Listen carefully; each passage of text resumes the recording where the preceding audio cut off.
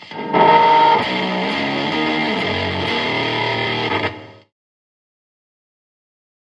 I'm Tim from Circuitous Effects, and you're watching Defining Circuit. Defining Circuit is a periodic interview series where I chat with fellow creators in the music world about what inspired and defined their passion for building the moments, ideas, experiences, and even the circuit that sparked their drive to create for musicians. I've got Chris Evans from OCE Pedals joining me this time. Thanks for being here, Chris. Why don't you go ahead and tell us about yourself and let us know how you got into making pedals? Sure. Like you said, my name's Chris Evans. I'm not the guy that plays Captain America. That's the thing people mostly confuse me for. Um, Although I'm sure I, you could, though, right? I mean, yeah, yeah. yeah. I mean, maybe if I could, get rid of my uh, Rust Belt accent or whatever. But the story of me getting into building pedals is kind of like most people. I loved pedals. I kind of came back into playing when I bought my first house Mm. when I wasn't like annoying neighbors kind of thing. And that was kind of the like early days of reverb and sort of like the beginning of this kind of like boutique pedal renaissance we're in, or whatever you want to call Yeah. it. And so I was just like buying a lot of stuff and trying it out and then selling it and buying new stuff. And then a friend of mine was like, "Hey, have you ever tried to make a kit?" And I was like, "Yeah, sure." So I made a kit, and I did some kits for friends where I did like funny artwork on them or whatever. And some people were like, "You should maybe do this." And I was like, "I don't know. There's a lot of people doing this, kind of thing." And then I don't know if you remember, but there was this pandemic thing that happened like 5 years ago. I, it's Yeah, it's foggy, but yeah. yeah. And that was kind of it. I'd actually talked myself out of it, but it was like I was just home and, didn't have much to do. And so Mm. I'd made friends with a few, like kind of medium level builders. And so I had some people that kind of helped me out, you Yeah. get started and stuff like that. So, yeah. And then I guess I got lucky enough that a fuzz that I put out got on the JHS show. Yeah. Uh, and so that was a big deal, like kind of early on.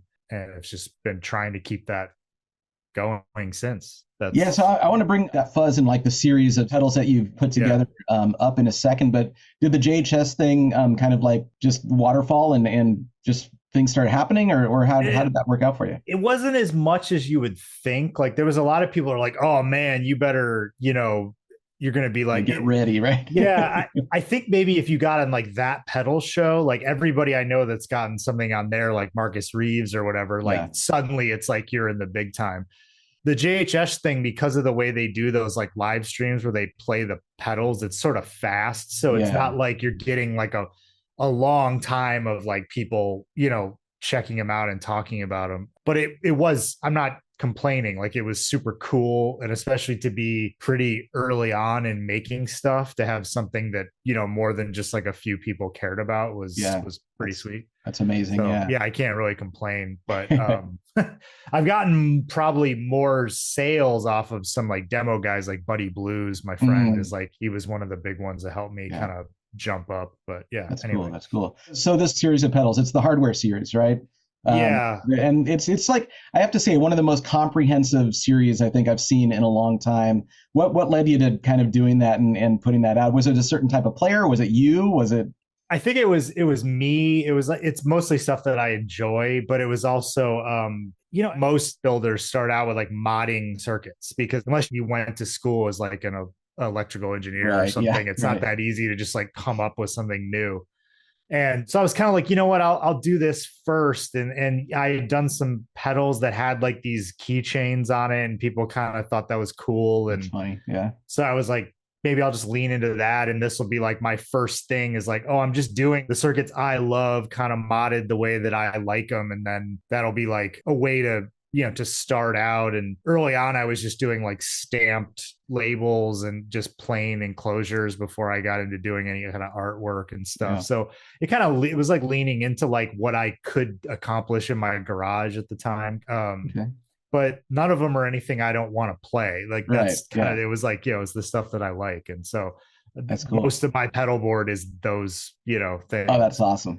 Yeah. Yeah, I think that's a lot of the if it's not the primary reason, definitely a reason that a lot of us get into this, right? Is that it's definitely more fun and way cheaper to build your own stuff than to go out and try to find stuff that you think you'll like that someone else builds. So Yeah, true. Yeah, after a while, yeah, you're like, I think I could figure this out, yeah. and then you just kind of So do of your own course thing. now you're not just sourcing components, you're also sourcing little bitty tools, right? Like that you could put on your. Yeah, actually, that's what the fact that I can't get those anymore was sort of what Oh led me wow. to move the artwork for that series into this thing where there's like patent drawings on the front instead, because I was buying those keychains from like a weird drop ship Chinese Yeah, website, yeah, and they didn't carry them anymore, and obviously now they probably would be ridiculously expensive with tariffs or whatever. So yeah. I was like, okay, well, I'll take this opportunity to move. I mean, I went to school for illustration and design. So it's like I wanted to move into doing more like artwork stuff at some point. So yeah, that was it, some of them sold better than others. And, I Mm, still have a bunch of the Big Muff ones kind of sitting around for whatever reason that just didn't yeah, take off. interesting. So it was a cool thing because it was like I'm a handy guy. I like building things, so it was fun to be like Loctiting little tiny Yeah. nuts and bolts and all that kind of stuff in those early days. On top of building the Yeah. boards and everything. Yeah. So Well, I mean, it's a super cool aesthetic. So, I mean, it's like I don't think I've ever seen anything like that. it definitely what that was kind of why I did it was like well, it definitely isn't anything anyone else is doing. Yeah. So hopefully that'll help, Yeah. kind of That's thing. awesome. So. So, okay, you started with a kit. You kind of got it into modding some circuits and things like that. Was there one particular circuit that made you think, oh, I kind of get it now. This is what I really like. I want to take this further. Maybe mod it, do different things with it. Yeah, early on I was trying to find stuff that I could build like tag board, Mm, simple stuff. Like I did some fuzz faces, but I was trying to find stuff and I ran into this love pedal circuit called the COT50, which I think is based off like an electro distortion yeah. originally. Yeah. And I was like, "Oh, this is cool. This isn't really like anything else and not like nothing I've bought or anything like that." So I found some stuff about modding it and kind of did some stuff with it. And it's been a base with a lot of pedals I've done. I've used it as a boost Mm, in like 3 or 4 pedal designs that I've done. And it's just something interesting. And it's not like a clean boost and it's not a treble boost. And so yeah. it's just this different thing and people seem to enjoy it. So Yeah. um that was kind of like the first time I was like, oh, there might be something here to explore that's not just like my first big thing was the wrench, which was just a fuzz face, and I thought no one would care about it because it's like everybody has a fuzz face, Yeah. kind of thing. So it was cool to be feeling like I was doing something that was maybe a little out left of center or Yeah. whatever. And a love pedal is such a cool little, like it's a tiny circuit. It's pretty simple to understand, right?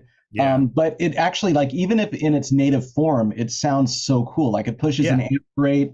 The distortion's not, too trebly or too bassy. When they came up with that, it was like, that was yeah. genius. And I think like a lot of his circuits were just electro distortions, just with different stuff done to them that he just Yeah. made into different things, which is Yeah. super cool. So in the amount of time that you've been building now, is there anything that you can maybe think of that maybe you've learned over time that has made your process easier, things that you wouldn't do that you used to do, stuff that you can reflect on and maybe impart to other builders?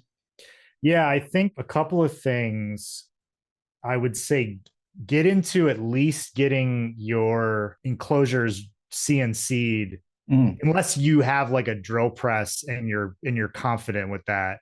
It just makes it so much easier and everything's completely accurate and you don't have to worry about anything getting messed up. yeah.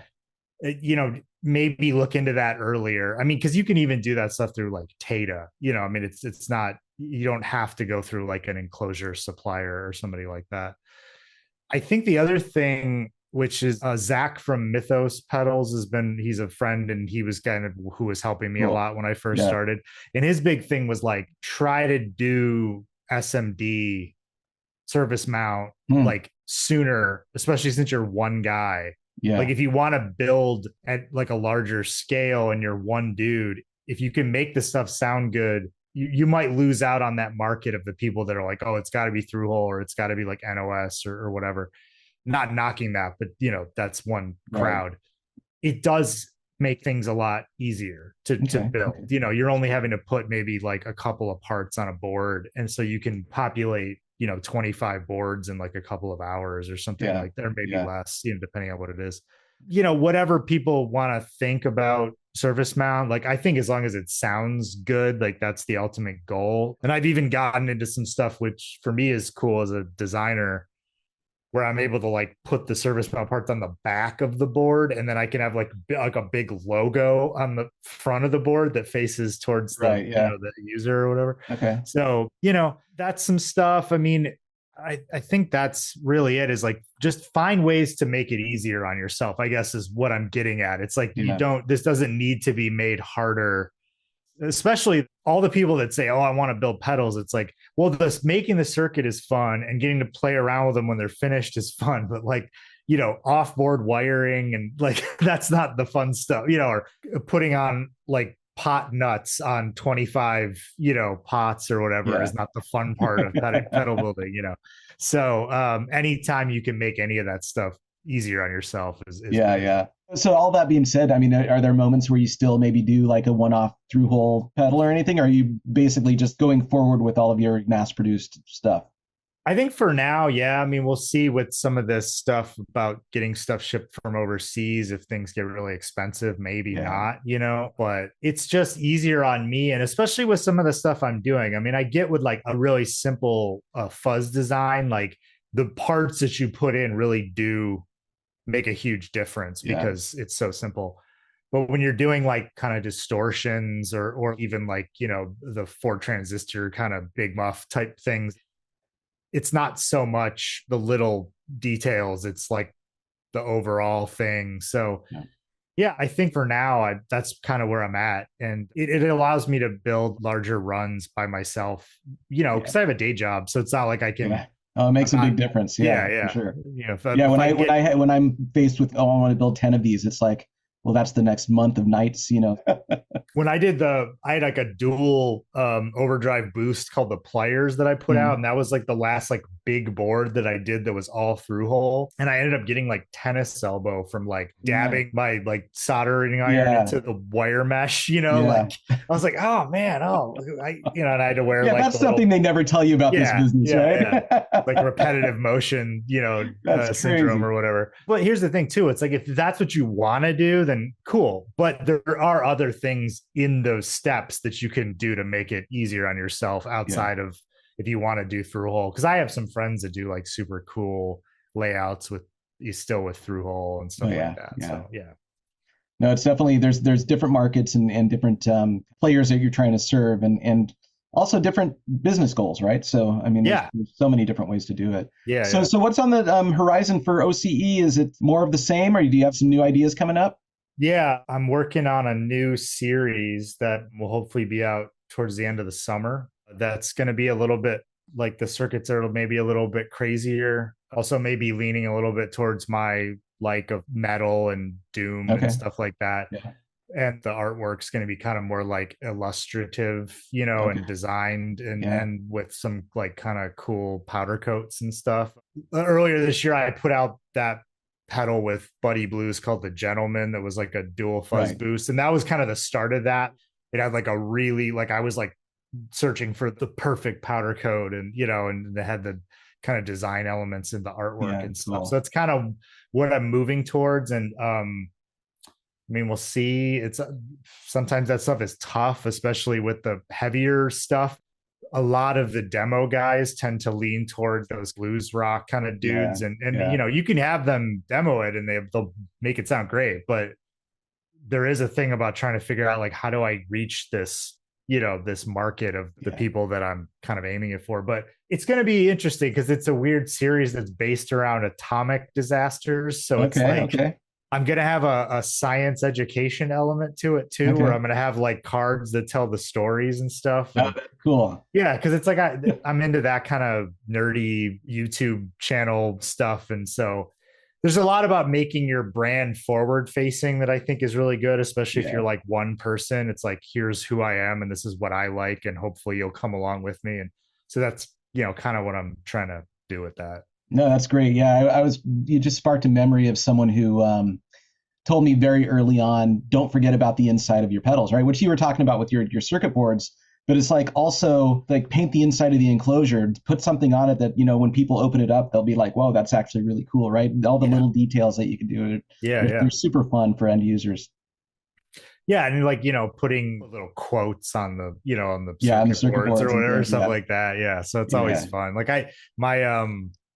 my lineman pedal, which is based off of a Rat, had lyrics from the Wichita Lineman on it. That's cool. Like that. That's sweet. If somebody opens it up, that'll be fun, or whatever. That's awesome. Yeah. Cool. Well, all right. Thanks, Chris. This wraps it up for this episode of Defining Circuit. Thanks for watching. If you enjoyed the conversation, stick around. More interviews are on the way where I'll keep exploring the things that define why we do and how we do it. Chris, this was really rad. Thanks for taking the time out to do this with me. My pleasure. Thanks for having me. All right. I will talk to you soon. And everyone else, stay tuned for another episode coming soon.